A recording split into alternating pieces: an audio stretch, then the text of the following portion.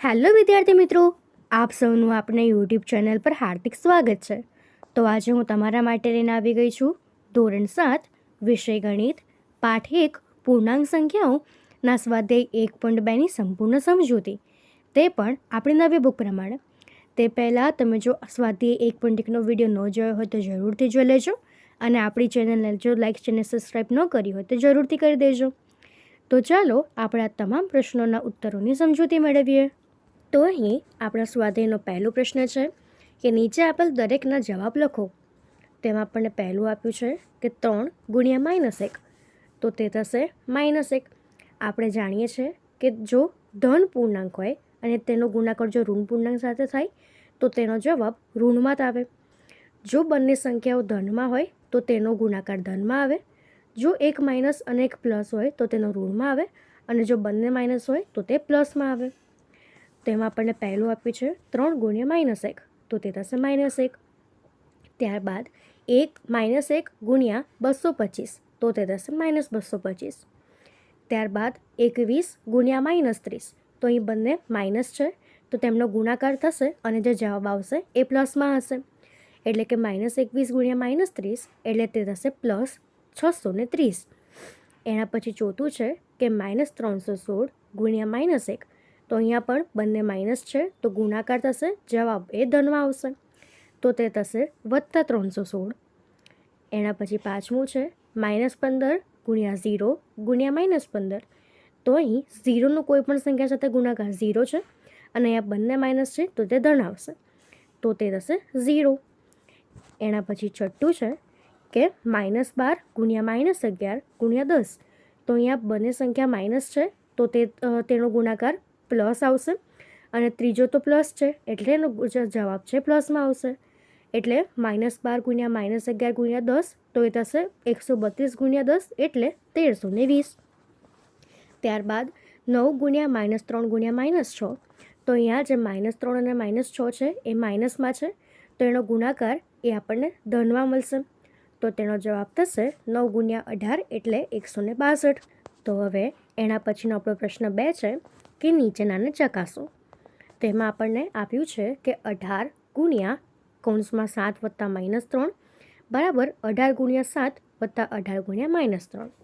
તો આપણે જો સૌ પ્રથમ સાબિત કરીએ તો 7 વત્તા -3 એટલે થશે 4, એટલે 18 ગુણ્યા 4, અને આ બાજુ થશે 18 ગુણ્યા 7, 18 ગુણ્યા -3 તે થશે -54.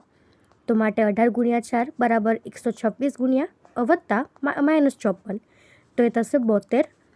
તો એ થશે ડાબા બરાબર જવાબ. એવી જ રીતે બીજું છે -21 ગુણ્યા -4 વત્તા -6, તો આપણે જો ડાબી બાજુ ચકાસીએ તો -4 વત્તા -6 એટલે -10 ગુણ્યા -21, તો એ થશે 210. અને જો જમણી બાજુ જોઈએ તો -21 ગુણ્યા -4 એટલે કે +84, અને -21 ગુણ્યા -6 એટલે +126, તો એનો સરવાળો થશે 110. તો માટે ડાબા બરાબર જવાબ. તો આપણે આ રીતે એને સ્થાપિત કરી શકીએ છીએ. તો હવે એના પછી તો આપણો પ્રશ્ન ત્રીજો છે કે કોઈ પણ પૂર્ણાંક સંખ્યા એ માટે -1 ગુણ્યા એ બરાબર શું થાય. તો અહીં આપણે ધારી લઈએ કે ધારો કે -1 ગુણ્યા એ જે -a થાય, જ્યાં એ પૂર્ણાંક સંખ્યા થાય. એવી જ રીતે બીજો પ્રશ્ન છે કે નીચેની પૂર્ણાંક સંખ્યાઓનો -1 સાથેનો ગુણાકાર શું થશે. તો અહીં આપણને આપ્યું છે -22, તો -22 ગુણ્યા -1, તો બંને સંખ્યાઓ માઇનસ છે તેનો જવાબ પ્લસમાં આવશે, અને 22 ગુણ્યા 1 એટલે 22, એટલે એનો જવાબ થશે 22. એવી જ રીતે 37 છે તો એનો આપણે જો -1 જોડે ગુણાકાર કરીએ તો -1 ગુણ્યા 37, તો અહીં એક માઇનસ છે અને એક પ્લસ છે તો એનો જે ગુણાકાર છે એ આપણને માઇનસમાં મળશે, અને એનો ગુણાકાર થશે 37, એટલે આપણો જવાબ થશે -37. અને આ ત્રીજું છે કે 0 ગુણ્યા -1, તો 0નો કોઈ પણ સાથેનો ગુણાકાર એ 0 જ થાય, એટલે આપણો જવાબ થશે 0.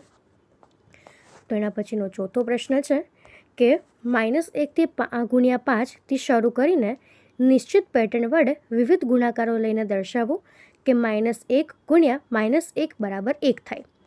તો આપણે લઈએ કે -1 ગુણ્યા 5, તો એ થશે -5, -1 ગુણ્યા -4, તો તે થશે -4, -1 ગુણ્યા 3 એટલે -3, -2 ગુણ્યા -1 ગુણ્યા 2 તો એ થશે -2, -1 ગુણ્યા 1 તો -0 અને -1 ગુણ્યા 0 એટલે 0 અને -1 ગુણ્યા -1 તો તે થશે -1. તો આપણે આ પ્રમાણે આને દર્શાવી શકીએ છીએ. તો અહીં આપણા સ્વાધ્યાયના તમામ પ્રશ્નોના ઉત્તર પૂર્ણ થાય છે. જો આમાં તમને કોઈ પણ ડાઉટ હોય તો તે તમે કોમેન્ટ સેક્શનમાં જરૂરથી જણાવી શકો છો અને આપણી ચેનલને લાઇક, શેર અને સબસ્ક્રાઈબ જરૂરથી કરી દેજો. Thank you.